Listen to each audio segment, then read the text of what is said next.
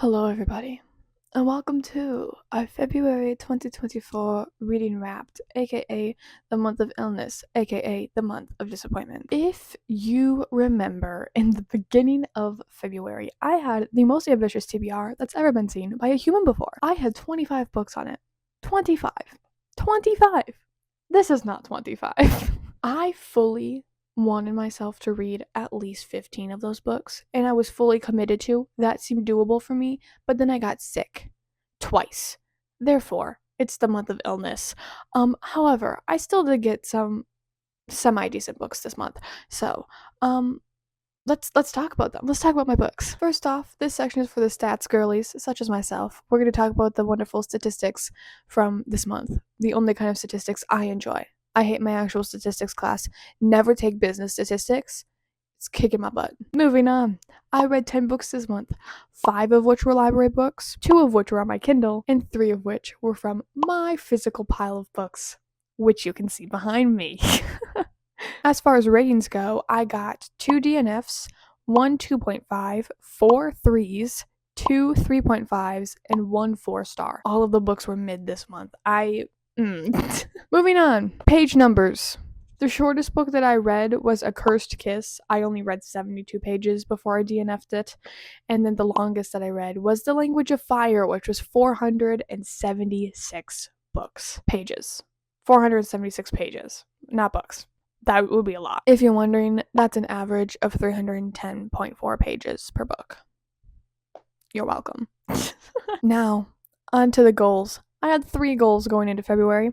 First off, I wanted to read at least 15 books.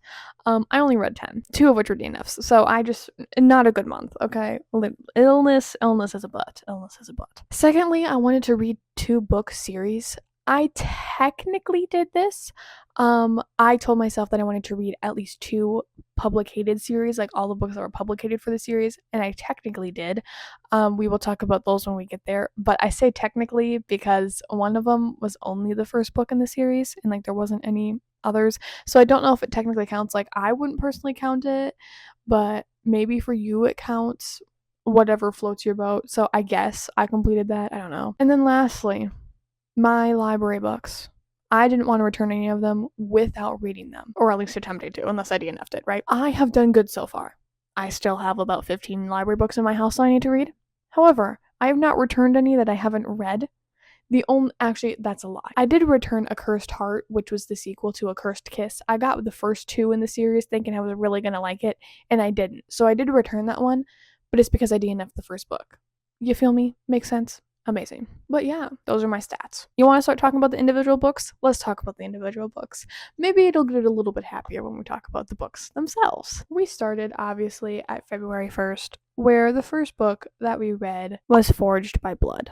Forged? It is forged. I mean, forged in blood. No, Forged by Blood. I ended up DNFing this book. I started off with a DNF. I read 185 pages of this book before I was like, I can't do it anymore. I can't. It was very slow paced. The characters were good. I liked the characters. I liked the banter between the characters, but it was really, really, really slow paced, and there wasn't much happening, and there were a lot of names that didn't feel important that we still got that I couldn't completely understand.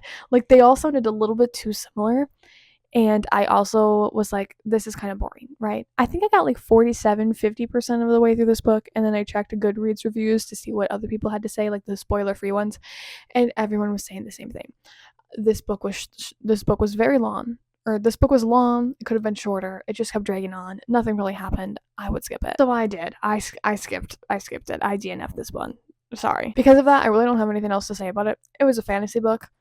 I can't even remember what they did. Am I the only one who, like, 3 days after they read a book, unless they really, really liked it, they can't remember what the fuck happened in it? Because I can't remember. I, like, physically can't remember. I was about to pick up another physical book. Physical book is the next. I read a book on my Kindle. The next book that I read was A Court of Serpents and Secrets by Eliza Rain, which I gave 3 stars. This was the final book in the Shadowbound Queen series. If you have listened to any of my wrap-ups or any of my TBRs, literally since December, I have been raving about these books. I was like, oh my gosh, I love the series. I love it so much. It's so exciting. I love the characters, love the romance, love the plot, everything. God, this book was not that. I'm not going to say too much, obviously, because if you're going to read, I would still recommend you read the series. It was good. It wasn't my favorite, but it wasn't like my least favorite either. I don't think any book got higher than a 4, but nothing got lower than a 2.5, which for me is like an average book, right? But I just did not like the ending. I remember right after I finished it, I was so mad. I wrote like a really quite angry Goodreads review on it. Sorry, my dragon is approaching me. I was just not happy with the ending of this book. Just not at all. Not at all. Okay? Not at all. Felt both so forced and so slow at the same time. And like not in a slow bad way, but just in like it's a slow paced ending, but then everything happened within like the last 50 pages. And no, it wasn't fulfilling to me. It wasn't. No. I honestly wonder if I should have rated this lower than 3, because I feel like 3 is a little bit high, but it's fine. I'm not gonna change it because 3 still works. 3 still is like, yeah, it's a mid book. I mean, I know why I rated 3. If you're gonna read the first 3, you're gonna read the last book in the series, no matter what, right? Or you should. That's my philosophy. If you read at least 3 out of the 4, just read the last one, push through it. And I did. And I was not happy. I was not happy. I was unfulfilled and not happy with how things ended. Next, we read our romance read books. And the first one was Love at 350 by Lisa Pierce. I gave this book 2.5 stars, and I still stand by that. This book, no thank you. Or not no thank you, just not what I was expecting. Is it dual POV? I can't remember if this book is dual POV or not. I really can't remember. But anyways, we have Tori, who is a contestant on this baking show, and we have Kendra, who is a judge on this baking show. And the whole book is them falling in love.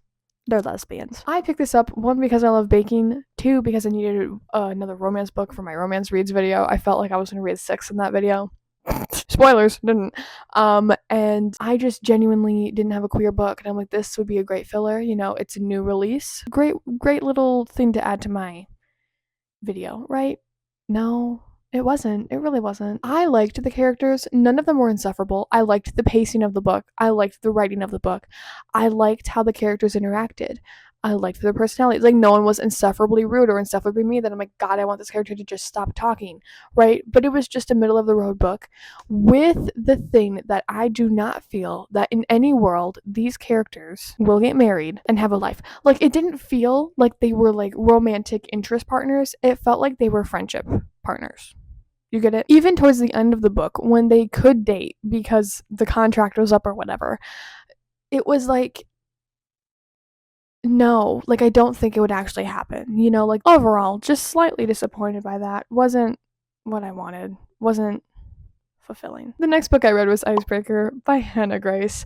This is a book I've been wanting to read for a while because of the TikTok hype, because of the everyone reading it and saying it was like the best hockey romance ever. It got them in the sport romances. It was amazing. I loved it. I give it 3.5 stars. Listen, it's not to say I didn't enjoy the book. I mean, I tapped the hell out of it. I loved this book. I loved the banter. I loved the characters. I really loved the characters. I loved that they all interacted, and they're all so funny. Like, no one personally carried the comedic factor of this book. Everyone was just so fucking hilarious with the way they interacted with everybody. Just for me, the hype made it sound like it was gonna be a much more fulfilling book than it was, if that makes sense. When reading books, I have what I like to call a book limit, where after like the 250, 300 page mark, and if the book's a lot longer than that, I'm like, when is this gonna end? It's just taking forever. I'm so bored. I felt like that with this. Just a little bit, not terribly, okay? I said this in my video, but I think when I was like 180 pages in, it already felt like they were at like a standstill point in their relationship. Like, they could have ended the book there. But they didn't, and it was another 300 pages of them going through like a semester of college, which I appreciated. I liked seeing that. I liked watching them grow into their relationship and their friendships and everything like that. But I didn't know that going in. I thought it was literally just a romance. I didn't realize we were like spending a semester with them, I think that's why for me it was lacking a little bit. Not in a bad way. Like, I still enjoyed it, but it's just wasn't what I was expecting. And the hype made it sound so much more original and so much more like, oh my god, everyone's gonna love this book, than reality, which isn't always a bad thing. I don't know. I would still recommend it. It was very good, very cute. Romance, hockey, amazing. Maybe I just have really unrealistic expectations. Anyways, onto the final romance of this romance stress. It is stretch of romance books. Not stress. I apologize. It is going to be The American Roommate Experiment, which I loved so much. Going into this book, I did not have high expectations, not because I didn't think it was going to be a good book or because I'm like, oh, I just don't like the author, But I've heard from people who I follow and listen to with their book opinions that they didn't like The Spanish Love Deception, which is also by this author. I'm like, oh, okay, I'll just read it for funsies. I keep seeing the cover and some people say it's really good. And I'm like, okay, I'll read it. Just like one of those books where I'm like, yeah, I don't have huge expectations. It's probably not gonna be more than a 3, maybe a 4. But I want to know what it's about and I want to read it. So I did. This book did end up with a 3 stars, and that's not to say it was a bad book. It was actually very good. I did enjoy it. I just enjoyed it less than Icebreaker, which is what made me put it at a 3 rather than a 3.5, if you're wondering. Rosie and Lucas, and the whole thing is that they both ended up going to Rosie's friend's, Lucas's cousin's apartment, whose name I can't remember, while she was away on her honeymoon because Lucas traveled to the country and Rosie's building pretty much fell apart, right?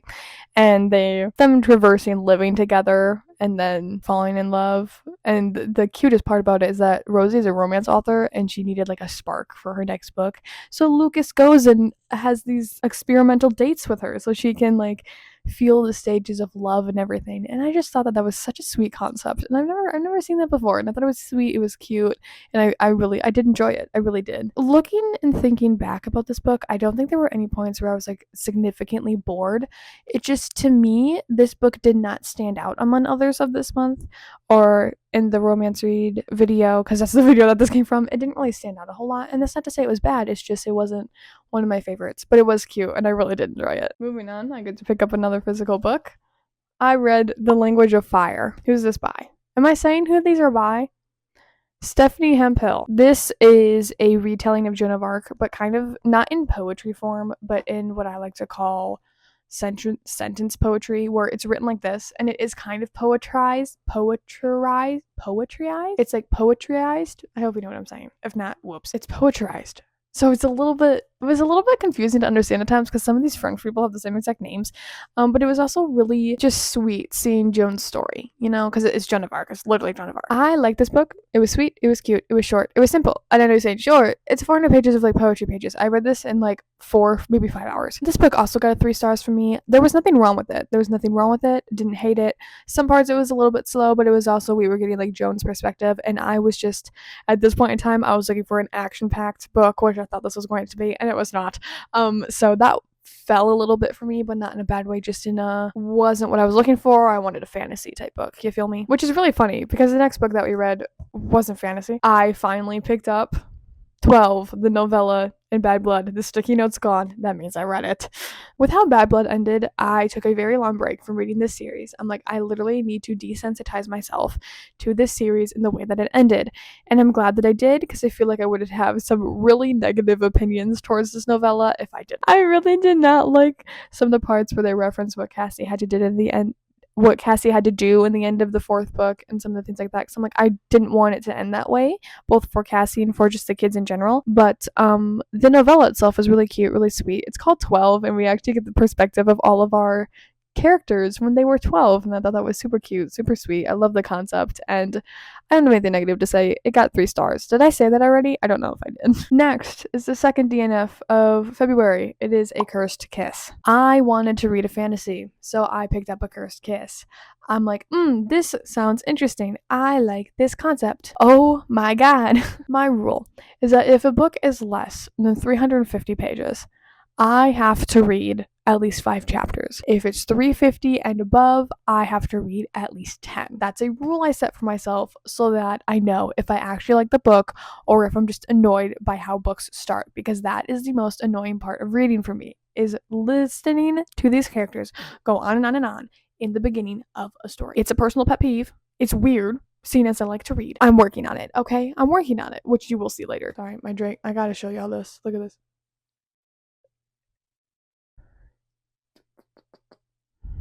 This is Sprout. Say hello. She keeps staring at me and I feel very judged. Anyways, I liked the concept. And then once we were introduced to the characters, right, like the main love interest, it was obvious. I thought it was gonna be so funny and so cute them getting together. But the writing of this book, oh my god, no. I don't know how to like fully explain it, but in like the same paragraph, the book would be so slow and so fast paced, and I just didn't understand it. Like the way things were described and just the general pacing of just one chapter was completely wild to me. I wasn't vibing with it. I wasn't willing to sit through it. Therefore, I DNF'd it. I picked up A Touch of Darkness by Scarlett St. Clair. I have read 2 of Scarlett St. Clair's books previous to this, and I did not like either of them. I read King of Battle and Blood and something about the darkness, stars, and this character that can turn the dead into coins. I can't remember exactly. And I didn't really like either of those. Like, I didn't have any, like, huge, big pet peeves with them, but I also just didn't like them. It wasn't vibing with me, you know? But this is stunning. I love this. This is the author's retelling of Hades and Persephone, and I just completely love it. I personally don't know a lot about Greek mythology or like any of that. Like, I know that they, how do I put this lightly? I know that they exist, and I kind of know a little bit about like the basic gods, Zeus, Poseidon, but I don't know like in-depth detail, family tree, origins, what they do, anything like that. Yet I could still follow this completely fine, and I knew what was happening. Previous to reading this series, I have also read the Lore Olympus series, or at least the first 4 published iterations of it. That is also another Hades and Persephone retelling. So every time when I read this, I kept imagining the characters from that book, which is funny because that's not how they are described in this book at all, but I just couldn't help myself. My brain is just like, parallel, you're pink and you're blue, enjoy.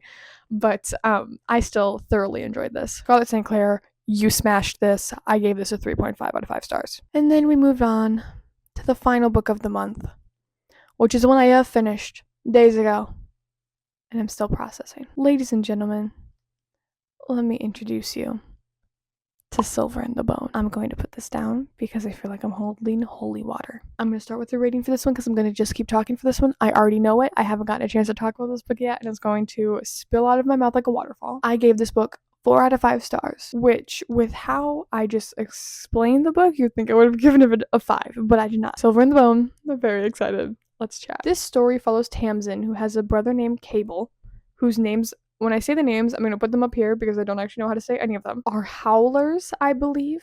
I can't remember the exact term for them, but they pretty much have magical abilities. It's a fantasy world. This was my fantasy read. And they go into these like crypts and places where dead sorceresses lay their treasure and stuff, and they steal it for other sorceresses or other people who put like bounties out for rings and crowns and bowls and what have you. It's a really cute concept, and I really, really like it. And in this book, Tamsin goes to a sorceress whose name I can't remember to go turn in something from a quest to get her payment, where she ends up picking up another quest because another character named Emery's, which is how I was saying it, in my head, was getting the quest. But then they're battling to see who can fulfill the quest first to find this ring of dispel. This ring is said to have a power, which I don't really want to say because I don't know if you actually know it going into the book. I've yet to read the blurb of this book, and I thoroughly enjoyed it. We are also introduced to a wonderful sorceress whose name is Neve, who is kind of like our 4th merry man band. We got Cable, Emery's, Tamsin, and Neve, and they are just, I love them. Their banter was amazing. Lack of communication skills was amazing. It made 2 great plot holes. Or not holes, but plot holes for them. Like, no one really knew all of what was going on, and I loved that. But it was just a very endearing book. Very cute, very sweet. No, that's a lie. This was also the most heart-wrenching book I've ever read in my life. It's amazing. It's amazing, and I love it so much. The only reason it did not get 5 stars from me was because sometimes it felt a little bit slow, and there was a lot of world building that I zoned out for that was probably important to the story, but I was able to continue on without any issues, which is why it still got a 4. I never thought I was bored with it. I just wanted to know more, which is always a very good feeling for me to have in books. Like, I want to know more. I want to know what happens. I'm okay with anything that happens. I wasn't okay with the ending, but anyways. This was my final read, and I've still, a part of me is being left with this book. A part of me is being left with that book, and I hope that when you read it, a part of you is left with that book too, because it's a little bit confusing at times. I know there's a lot of characters, a lot of names, a lot of backstory, but it's amazing. Okay, it's amazing. We have reviewed every single book I read in the month of February. I'm really disappointed with this stack, you guys. I'm really disappointed. I should have read at least 3 more books. Taylor's Lucky Number 13. But yeah, these are my reads. I love most of them. Hate some of them. Some of them didn't even make it past me reading them. But I am very disappointed with this month's reading endeavors. I hope that you guys had a better February than I did, because I just am in the mood to consume books right now, so that's what I'm gonna go do. If you guys had any amazing reads in February or any terrible reads, put them in the comments. I'd love to know if either I read them or if they're on my TBR, what I think, love to have a conversation about books with you, obviously. You guys have a wonderful, amazing week. Let me know any book recs, as always, book recommendations, things you want to see from me. Always open to suggestion. And I look forward to seeing you guys next week. Toodaloo. Or is it this one? Toodaloo. I can't remember. I have like a signature wave that I do for each platform. I can't remember what it is for this one. I think it's this. Toodaloo. No. Okay. Have fun.